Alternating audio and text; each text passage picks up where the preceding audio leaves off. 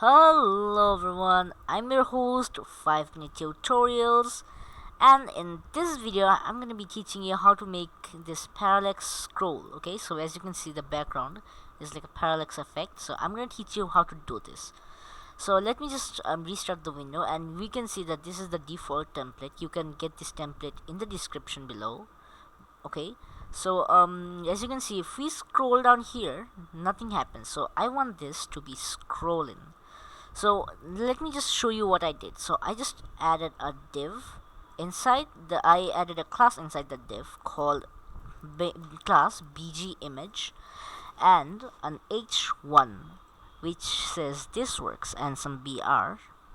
So now let's go to the style. In the style, I just made the h1 text align in the center, a body that has the background color of this, and margin and padding 0. So all the simple stuff. Now on the bg image, we have a width and a height and the background image that we are using currently. So now let's add just one line of code to do this. So we're gonna do this background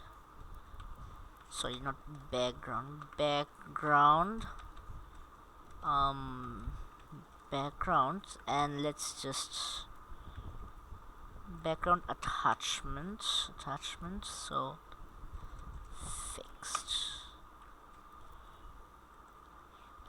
So now if I refresh the page, yeah, you can see that now we have a parallax page. So you can do a lot with this. So let me just show you some of the things that you can do.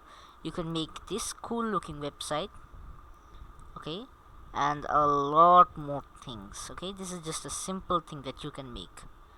So yeah, this is all the things that I wanted to show you right now. Okay, I'll see you on the next episode, and on the next episode I'm gonna show you how to make this cool animation transition. Okay, so I'll see you on the next episode then. Bye.